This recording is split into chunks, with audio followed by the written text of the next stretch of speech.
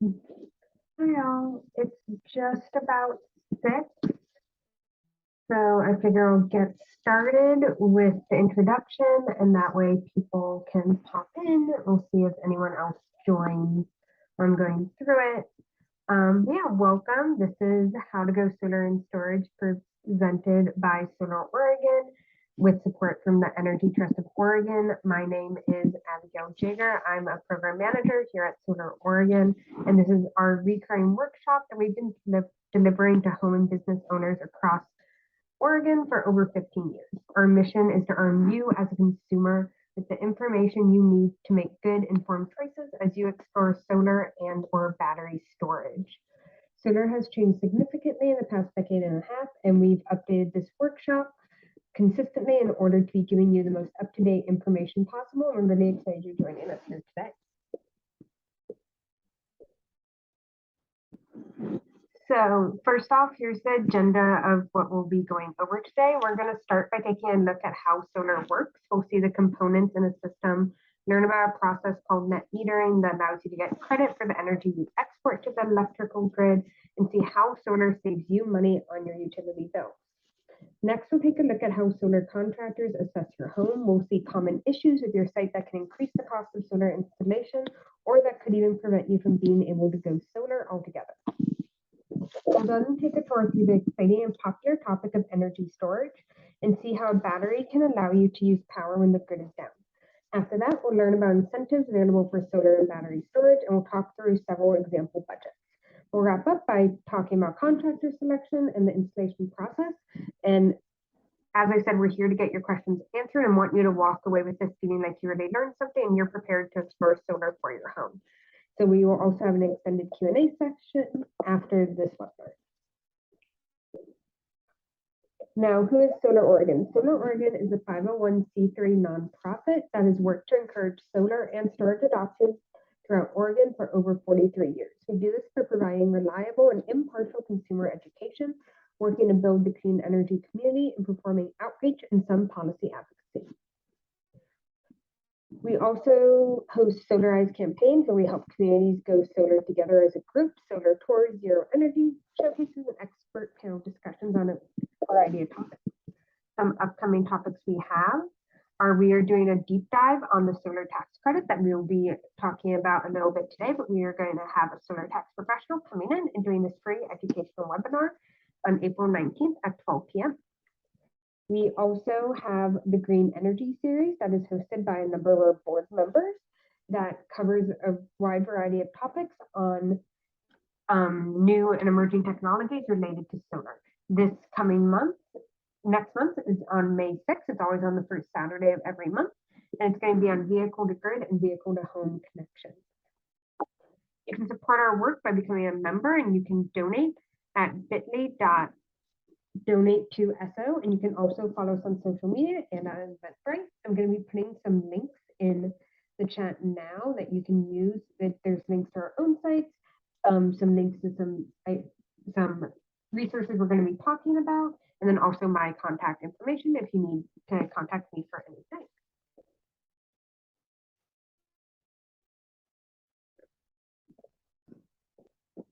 All right.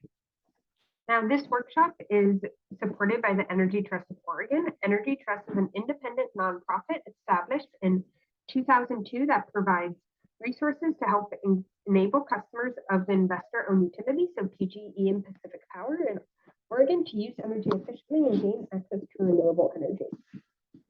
They offer key incentives for solar installation, and in 2022 were authorized by the legislature to offer incentives for battery storage as well. Thank you, Energy Trust, for supporting our work. A few quick housekeeping notes before we begin. Please put all your questions in the Q&A box that should be at the bottom of your screen. You should have a menu of buttons of which you'll see one say Q&A. It'll look like this one that big orange arrow is pointing to.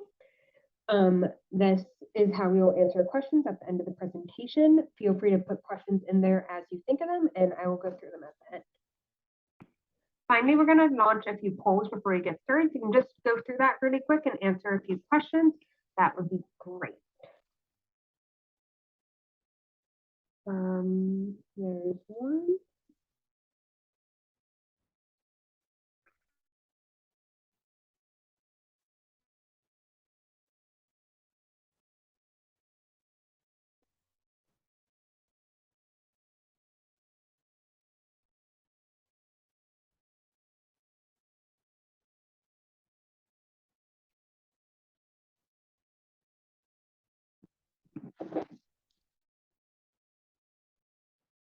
Okay, and then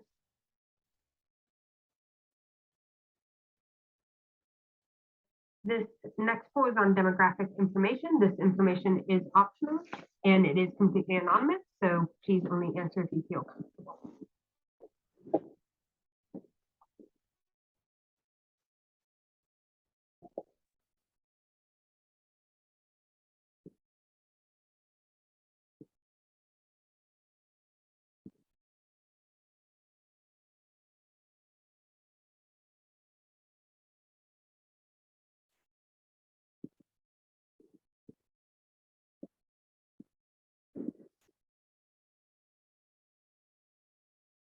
Okay, and one last poll. This one is just on some items we're going to be talking about today in the webinar. We just want to know your familiarity with them before we begin talking about them so that we can have a baseline and see how well we do.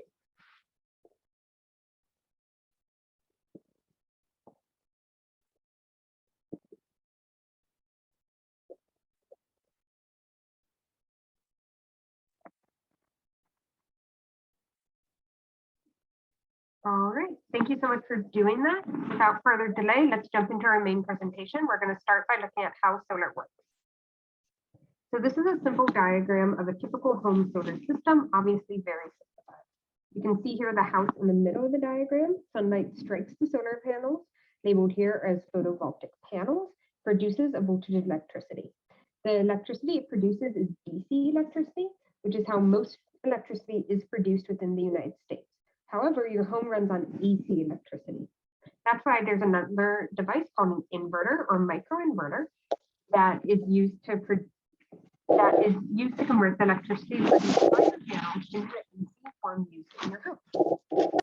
Your inverter or microinverters, the electricity flows into your electrical panel, aka the breaker box, and from there into all the circuits of your home. There it can power your lights, appliances, charge your electrical vehicle, or do whatever you need power for. If your solar system is producing more than you're using at any given moment, the excess energy flows out of your house and onto the electrical grid. There it can be used by other homes and businesses. At moments when you need more electricity than your solar is producing, you can still purchase that energy from the grid. This is called a grid-tied system. When you go solar, you get a special utility meter installed that measures the flow of electricity in both directions. This allows you to use a system called net metering, which gives you credits for the electricity you export to the grid. So basically your own mini power plant, and any excess electricity you're producing, you're able to sell back to your utility. That's all there is in the solar system. It's pretty simple. That's one of the reasons why solar is so popular among private homes. Let's take a closer look at the component that converts the DC electricity of the solar panels into the AC electricity for your home. There are two options available here, inverters and microinverters. The white box in the image on the left is an inverter. It accepts the electricity from all the solar panels and converts it all at once. The inverter is typically installed on the wall immediately next to your electrical panel, aka your breaker box. However, if space is not available nearby, it can also be installed outside. In this case, there may be extra costs due to longer conduit. The smaller black boxes pictured in the image on the right are microinverters. These are installed immediately beneath the solar panels, and each microinverter takes in electricity from only one or two solar panels, so you'd have a bunch throughout your entire system. Both inverters and microinverters are great options and are installed frequently in Oregon. Your contractor may suggest one or the other based on the specific needs of your system. Again, please put all questions in the Q&A and we are going to answer them at the end. You can put them in there. You don't need to try and remember them, and I'll go through them all at the end rather than trying to answer them as we go through. So, mounting. Solar panels can be mounted either on your roof or as a ground mount. Roof-mounted systems account for the vast majority of solar installed on homes and businesses, especially in dense urban areas where ground space may not be available. Ground-mounted systems can be a great option with families for more space. So if you live out in the country or on the farm or just have some extra land around you. However, because they still need to be wired into your home's electrical panel, ground mounts installed far from the home can increase the total cost of your system because you need to pay for that extra wiring going from underground from your panels back to your house. vast majority of solar installed in Oregon looks like the solar panels that have been shown in the previous images. However, there is a newer technology known as solar roof tiles or solar roof shingles. This is a roofing product that both protects your home from the elements, like a roof, and generates electricity, like solar panels. Multiple brands of solar tiles exist, but most solar installation companies do not install them. If you're interested in exploring this product, you'll need to seek out a company that specializes in them. This technology is significantly more expensive than regular solar panels. However, the installation process is much more complex. We recommend that you find an experienced team for your project. Ask your contractor how many solar roof tile systems they've installed and if you can speak with any other past customers about their experience. Although many projections have been made about the future decrease in the price of solar roof tiles, the industry is not progressed as quickly as some have promised. If you're set on solar tiles, we caution that waiting for price improvements may leave you waiting for longer than you expect. As mentioned earlier, when your solar system is producing excess electricity, it gets exported to the grid, where it can be utilized by other utility customers. Net metering is this process and allows you to account for the energy you export and you gain credit for it. Let's illustrate how this works by walking through two examples, a typical sunny summer month and a typical cloudy winter month. The graph on the left shows us what's happening in the summer month. The orange bar shows how much electricity you've produced with your solar panels. The blue bar shows how much electricity you've used with all your lights, appliances, and outlets. Because you've produced more than you've consumed, this is a month where you're exporting electricity. The green arrow shows the difference, which would be your net metering credit earned. The graph on the right shows a typical winter month where you're using a similar amount of electricity but producing far less. This means you'll be purchasing energy from the grid that month, and the red arrow shows the amount of electricity that would be. With net metering, the credits you earn during the sunny summer months offset the electricity you purchased in the cloudy winter. While your net metering credit does roll over from month to month, it's important to note that it does not roll over from year to year. The net metering year begins on April 1st, and this allows you to build up credits during the sunny month and use them all winter. Any excess credits you have on March 31st are. Here's an example of what your monthly electricity might look like with solar panels. So this is an example for a PG customer. We're going to walk through it really quick to see the details. In the box on the left, you can see the period for which you're being billed, the reading on your bidirectional meter at the beginning of the month, and the reading at the end. Thanks to the bidirectional meter, the electricity you import from the grid is recorded separately from that which you export. Excuse me, again. You can see the total amount of electricity coming into your home this month was negative 327 kilowatts. This means you exported more than you earned, and now you've gained 327 kilowatt hours of credit that you could use later.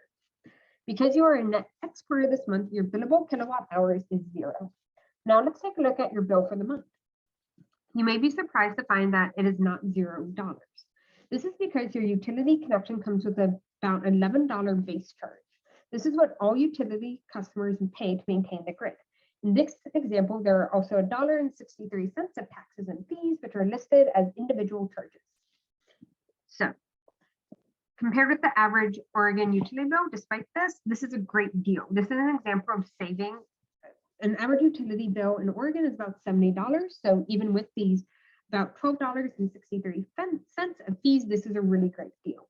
This is an example of savings received on your electricity bill each month for the useful lifetime of your solar system.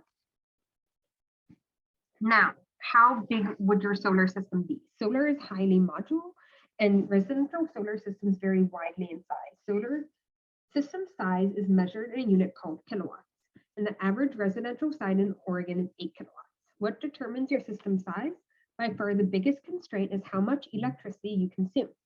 This is because, as mentioned earlier, net metering systems do not roll over from year to year. That means to get the most value out of your system, your contractor will design it to meet but not exceed your estimated annual consumption. Your contractor will ask for your past electrical bills to determine your future needs. If you're expecting to install appliances or make any major life changes, such as having a kid move out, or having anyone else move into your home, make sure you tell your contractor that so that they can adjust how big your system is in anticipation for those changes.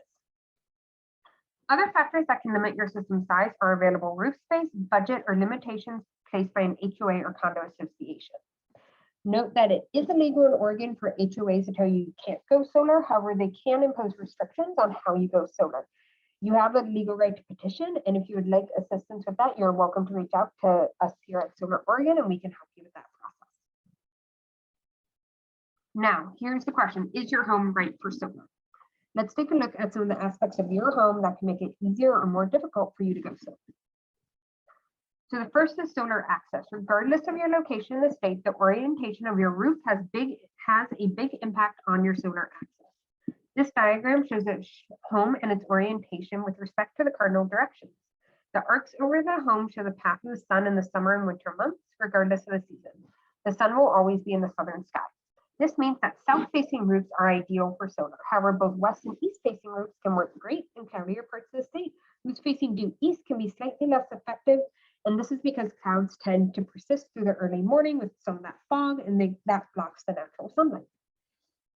The only roof planes that consistently don't get installed on are north, northwest, and northeast facing. Even if you have a perfectly south-facing roof, shade from objects like trees and buildings can prevent you from receiving enough solar resources. However, it can be hard to self-assess whether shading your roof receives will negatively impact you. Your solar contractor will be able to assess this for you with precision, either using special measurement devices or satellite-based software. The complexity of your roof can also impact your ability to go solar. Solar systems can be split into several sections and span multiple roof planes. However, the ideal roof will allow for a single continuous installation on one roof plane. The image on the left shows a roof with a complex roof geometry. Although there are many roof areas facing south, most are too small to install panels, and any system your contractor could fit here would be broken into multiple small arrays. The image on the right shows a roof with a great continuous area on which to install solar despite its small overall size. Probably the biggest factor that can affect whether you're able to go solar is your roof condition. Your roof will need to be replaced when it reaches the end of its lifetime, and when you do that, you'll need to pay a solar contractor to uninstall and reinstall your system. This service can cost upwards of 10 grand, so it is very important to plan ahead. For this reason, we strongly recommend that you have 20 plus years of roof life left when you install solar. Different roof types have different lifetimes, and with metal roofs typically having a much longer lifespan than asphalt shingles. However, virtually all roof types can work well with solar. If you expect needing to re-roof in the next few years, you should wait until then to install solar. Finally, what's underneath your roof can also affect how easy it is to go solar. And a lot of the pretty old homes we have here in Portland, you don't have the correct architecture in order to support the weight of the solar panels. Newer homes tend to have trusses, as pictured here on the left. The extra vertical and horizontal support beams meet even the strictest requirements. As I said, the older homes, particularly those built pre-1950, lack these and don't have the correct support. Based on a solar contractor can look at these and perform calculations, but they may also need to hire an outside engineer to ensure that your roof is strong enough. And these engineering costs can range to $2,000 to $3,000, and reinforcement, if needed, can range from $3,000 to $10,000. Now let's take a look at the new and popular topic of battery storage. First off, it's important to know that your solar system by itself does not allow you to use your solar electricity during a power outage. To do this, you'll need to add a battery. The ability to use power when the grid is down is called energy resilience. Solar and battery storage are complementary technologies. Solar makes the battery more effective by recharging it, and your battery allows you to access solar independently from the grid. Here's an example of a home with solar and storage, solar on the roof and a battery in the garage. Power outages vary in their cause and their frequency and duration. Frequent short outages may be caused by storms and squirrels. And here in Oregon, we also sometimes have public safety power shutoffs where the utility will shut off power if there is a high fire danger. The first event of this kind occurred in Oregon in 2020, and they're expected to become more common. We also have the hazard of the Cascadia seismic earthquake. In the event of when this earthquake does occur, the Willamette Valley could lose power for up to 6 weeks. On the coast, power may not be restored for several months. It's important to know what type of outage you're expecting to endure so that your contractor may design a system that will meet your needs. Note that solar and storage technology typically can provide power for short and medium length outages. They can be prohibitively expensive or infeasible to prepare for an extended outage event. When it comes to picking a battery, there are many good products on the market. However, due to manufacturer certification requirements, many contractors specialize in one brand. For this reason, if you want to compare different battery technologies, you may need to compare quotes from multiple contractors, which we recommend you do anyway. You cannot mix and match battery brands, so some battery manufacturers have different size battery modules that can be combined. Most batteries have between 9 and 14 kilowatt hours of capacity. Some manufacturers make smaller units, typically 3 to 4 kilowatt hours, and some make supersized units with up to 20 kilowatt hours of capacity. The majority of batteries on the market for homes attached to the grid, i.e. not an off-grid cabin, are one of two chemistries: nickel, manganese, cobalt, which come at a lower price, and lithium iron phosphate, which lasts a longer time, meaning the lifetime of the battery overall. For standard household electrical loads, lights and appliances, many batteries will perform well. If you're tendering to use a battery to backup load that requires a lot of spontaneous power, like a motor, your contractor will need to factor that into your system design. Now, as I said, a battery will most likely not be able to power your entire home for an extended length of time. So due to this, a lot of people choose to do a partial home backup rather than a whole home backup. This means that in the scenario, certain circuits in your home will receive power from the battery, but the rest of your home will lose power during an outage. A whole home backup, as I said, can have extra costs, require multiple batteries, and be prohibitively expensive for consumers. Now, how do they split up your home into these different areas? So when you get a partial home backup, the way you divide your home into sections that are backed up and sections that are not is based on the breakers in your electrical panel. When you've selected which circuits you'd like to receive battery power, your contractor will remove those breakers and place them in the newly installed smaller essential loads panel. The second electrical panel will be wired to the battery. The battery system sizing process will entail a detailed conversation with your contractor, balancing your desired functionality with your budget. A great way to think of this process is the trade-off between two questions: what needs power and for how long? Items most frequently chosen to backup are a refrigerator, lights in common areas, and a couple outlets to be able to charge a laptop or cell phone. If you're interested in installing a battery, when you install it can affect both the system design and price. Put generally, there are two options: install solar and battery at the same time, or add a battery to an existing solar system. Homeowners with existing systems will of course be limited to the later option. Why does the timing of battery installation affect your solar system? Each system is designed in a custom way to best fit your needs. However, this flexibility during the initial design means that adding new components afterwards, like a battery, may require more parts and labor than if you had incorporated it from the beginning. For these reasons, installing a battery after the fact can cost up to 10 grand more than incorporating it in the initial battery design. As well as the Oregon Solar and Storage Battery Incentive that we'll be talking about later is only available if you install your battery at the same time as your solar. Now, you should be aware that battery storage can require a significant amount of dedicated physical space. They're ideally located immediately adjacent to your electrical panel, which is typically in the garage. If insufficient space is available for all of the equipment, and an exterior wall can also be utilized. However, this comes with additional conduit, which increases costs, and in some cases can be aesthetically unappealing. Note, not all battery systems require quite as much equipment as the one pictured here on the right. This is a large 4-battery system, but you can see the size of these two batteries, these two Tesla batteries right here. Now that we've talked about the different elements that might go into your solar system, let's talk about the great incentives that exist for solar and battery storage and walk through a few quick example project budgets. There are two main incentives available to homeowners going solar in Oregon: the Investment Tax Credit, ITC, also called the Residential Energy Tax Credit, offered by the federal government, and the Energy Trust of Oregon Standard Solar Incentive. The Investment Tax Credit is a dollar-for-dollar tax credit, meaning you can reduce the taxes you owe by 30% for the cost of your solar and/or battery storage installation. This is an incentive that you don't receive immediately. You must apply for it when you file your taxes.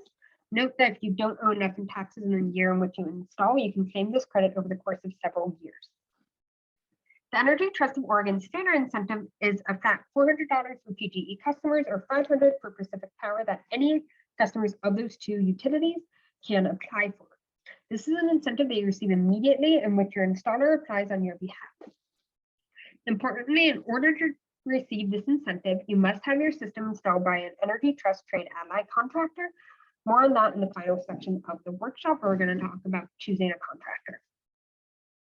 If your utility is not PGE or Pacific Power, you will not qualify for the Energy Trust incentive. However, you may be able to receive additional incentives from your utility company, and we highly suggest you call them and discuss with them what options they have.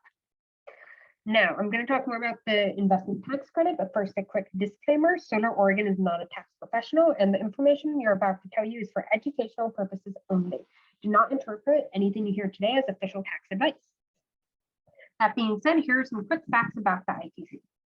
The ITC covers both the cost of solar and battery storage, and it applies to traditional solar panels as well as solar roof tiles. The incentive is straightforward, easy to claim, and has helped countless homes and business owners attain solar since 2006. I would be aware that you are responsible for making sure you're claiming this credit correctly. Myths and misconceptions do exist about what exactly is covered by the ITC. One such myth is that regrouping costs can be claimed, and this is false. If you're claiming the credit on your own and have questions about what expenses qualify, you should only seek guidance from a qualified tax professional. Do not believe what you read online.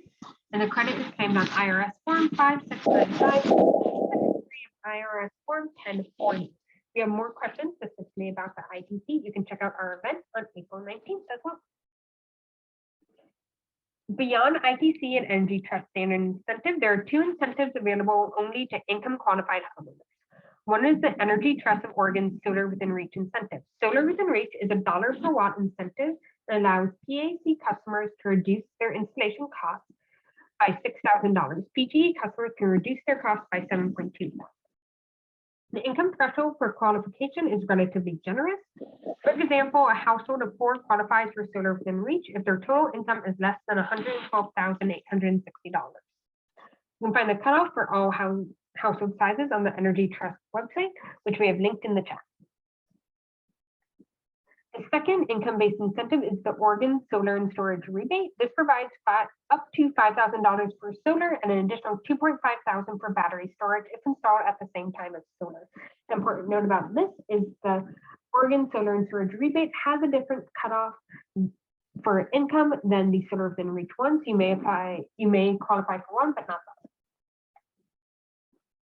Now, the reasons costs vary within solar. As we said, solar is highly modular, so the cost of the system varies greatly based on the construction of your home. So things that can affect the price are the size of the system, re-roofing, structural analysis, structural reinforcement. If you're going for battery, installing at the same time as your solar panel versus afterwards, installation far from the electrical panel, essential loads panel, if doing a partial home backup, or multiple batteries if you're choosing to go that route. So as I've said, these costs vary greatly, so please keep that in mind as I go through some sample budgets on the next few slides. So here's a sample budget for a simple solar system. We can see the cost before incentives for Pacific Power and PGE customer, and then also the cost before incentives is clear across the board. And here on the far right, we have people who would qualify for Solar Within Reach or the income-based incentives. So we can see the differences in how much they get through the Energy Trust incentive. So Pacific Power is going to get $500 off and $6,000 right off the bat. PGE $400 and $7,200. The first two columns did not qualify for the state rebate. The income adjusted folks would get $5,000 off each through the state rebate. Therefore, their out-of-pocket cost to customer for Pacific Power customer is $31,500. For a PGE customer, $31,600. Pacific Power, if you have qualified for income-based incentives, would be $21,000, and PGE would be $19,800. After you do that, you also get the 30% federal tax credit. So this is 30% of that out-of-pocket cost. So the final cost to customer before energy savings are factored in for Pacific Power would be $22,050, for PGE $22,120, and for income adjusted folks $14,700 for Pacific Power and $13,860 for PGE. Now, if you're designed to do solar and storage, your cost before the incentives has gone up. You're also paying for that battery. So your initial cost across the board is $44,000. Now, the solar incentives before taking into account the ITC, you got that same $500 and $400 off right off the bat. For Pacific Power and PGE, because you're also doing that battery, you got 11,000 and 12,200. You get a higher percentage off or amount off because you're doing that. Where income adjusted folks, or income adjusted folks would also get 2,500 off through the state rate through the battery incentive. The out-of-pocket cost consumer, therefore, for Pacific Power is 43,500, for PGE 43,600, and for low income folks 30,500 and 29,300. They then all can also claim the 30% federal tax credit, and that brings them down to a total of 30,450 for Pacific Power, 30,520 for PGE, and 21,350 for Pacific Power if you qualify, and 20,510 for PGE if you qualify for income incentive. Now here's a sample budget for storage. Abby, yes. I think your mic might be covered by something. Oh. I can hear you, but it's just a little the sound quality's just changed a little bit. Just if you can't Is that better? Yeah, that's perfect. Okay, I think I have headphones in my pocket that I think they might have randomly switched to. So sorry about that. That's okay. Yeah, we can still hear you. So okay, great. Should I go through this budget again or continue on? I think just continue. Okay, great. Thank you, Zach. Sorry about that, everyone. Now here's a budget for storage added after solar. So the cost of the solar is that 32,000 from that first slide, and that is the same across all columns. The cost of the battery added after is 23,000 across them all. So the solar incentives before the ITC, you got that 500, 400, 11,000, and 12,000. The battery incentives before the ITC are zero for the people who do not qualify for income-based incentives, and across the board as well, because that is only accessible if you get battery at the same time as your solar panels. Therefore, the out-of-pocket cost to the customer for Pacific Power is 54,500, for PGE 54,600, and if you qualify for the income-based incentives, 44,000 and 42,800. They then can claim the 30% federal tax credit, and that would bring their totals down to 38,150, 38,220, and then 30,800 for Pacific Power income qualified folks, and 29,960 for the folks who are income qualified. So there are some example budgets, but as I said, the solar system you get is highly modular, and so your solar contractor will be able to give you a very good quote. So now let's look at some of the options to finance your system. Some homeowners obtain a loan through a bank for which they have an existing relationship, but some banks do not provide loan products specifically tailored to solar. Your contractor may partner with a credit union or third-party broker that offers a package that is geared towards solar. And these types of loans may allow you to refinance when you claim the ICT, which can minimize the total interest you owe on your loan. Note that interest payments on your loan will not qualify for the tax credit. As with any major financial decision, make sure you carefully assess all your options before moving forward. Now let's finally take a look at how to select a contractor and what to expect regarding the installation process. Besides offering incentives for solar, Energy Trust of Oregon has a certification program for contractors to help ensure a high quality of workmanship. Energy Trust allied contractors have been rigorously vetted and are the only contractors who can offer you the Energy Trust of Oregon solar incentives. We highly recommend working with a trade ally contractor. When you're ready to get quotes from contractors, there's an extremely convenient tool on the Energy Trust website that you can use to request free assessments from 3 highly rated trade ally contractors in your area. This online form takes 3 to 5 minutes to complete and is a great way to make sure you're connected with companies that best serve your solar and storage needs. Once you've selected your contractor and signed your contract, here's what you can expect regarding the installation process. Your contractor will handle all permitting, apply for the Energy Trust and Oregon state incentives on your behalf, and design your system. Although system design can be quick, Some jurisdictions have been experiencing permitting delays for all types of construction projects since the pandemic. These delays are particularly bad in Portland. For this reason, you can expect that installation may happen 2 to 12 months after you sign your contract. However, once it's time to break ground, installation is very quick. Most residential systems are installed within 1 or 2 days, making it a relatively painless process. If you're going for solar roof panels, they can take slightly longer, clocking in about a week to a month for full installation, but still pretty quick process based on how familiar your contractor is with the installation process. After the system installed, your contractor will manage your permit inspections, coordinate the installation of your new bidirectional meter, and schedule your interconnection with the utility. This can take 2 to 3 weeks. After you've been interconnected, your system will be producing clean, renewable power from the sunlight falling on your property. So that's it. Now I'm here to answer any questions, and another program manager from Solar Oregon, Zach Snyder, is also here to help me. As a reminder, please use the Q&A function here on Zoom to input your questions. Yes.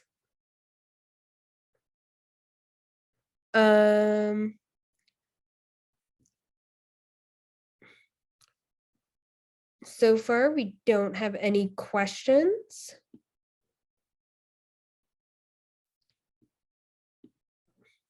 Sometimes it takes a second for folks to write them in. Yes, we can see.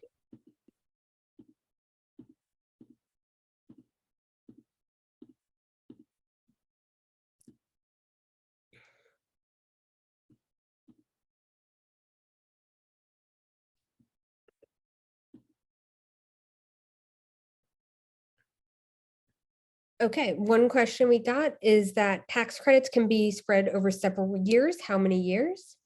So you can correct me if I'm wrong on this, Zach, but I think as many years as you need in order to fulfill your tax credit maximum. So you can only claim 30% of your total system costs. So if that takes you 1 year, you can claim the entire thing at once, or you can spread it all around. Again, though, we are not tax professionals, so please do not take what we say as law. We are not doing your taxes and do not have insurance to cover that. So we do have the event with the solar tax professional on the 19th, and she can also answer that question.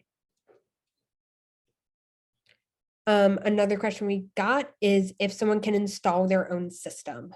And I'm not 100% sure on the answer of that one, Zach, if you want to take that one. Sure. Self-installation, we get asked about self-installation every once in a while. It's exceedingly rare, and I do not hear all that often about systems being self-installed in Oregon. I have heard of anecdotes in Colorado. I'm not an expert in self-installation. There are certainly resources out there for you. I would just emphasize that installing a solar system and designing a solar system, having expertise is a big thing. There's a bit that goes into it, and there's a lot of value to be claimed from working with someone who's experienced in system design. However, if you're a contractor or someone who just really wants to do self-installation, again, I can't really guide you on that, and it is very rare, but there are resources out there for you to find. Yep, I'm sure there's a YouTube tutorial out there on how to do it yourself with various results. Any other questions? We can leave it open. I will also send in one more poll for everyone. This is just a post-event survey, so folks can let us know how you think we did. And also still feel free to put in questions into the Q&A function.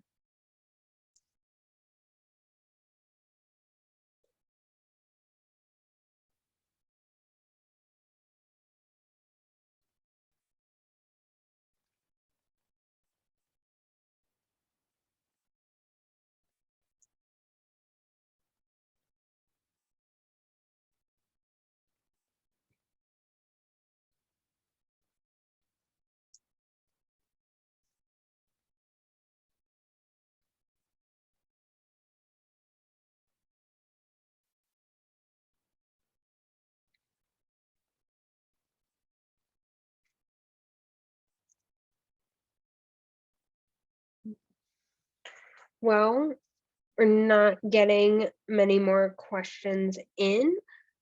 Please do fill out this survey. And if you have other questions, I'm happy to help answer them. But otherwise, thank you so much for coming. We really appreciate it. And we hope to see you at another event soon. I hope you have a great evening.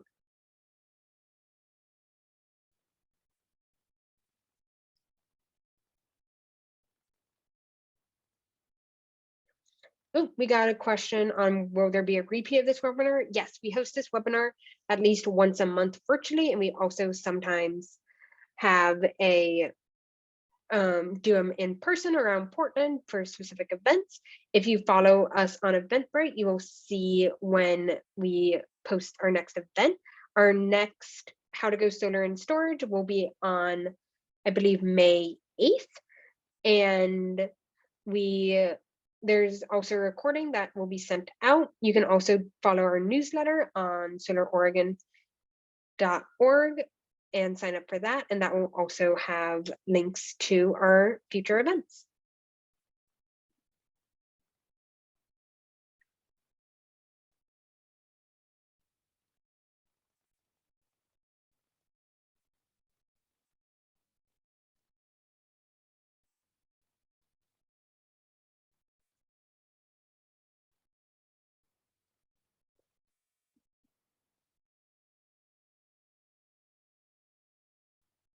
Thanks again, everyone, for coming.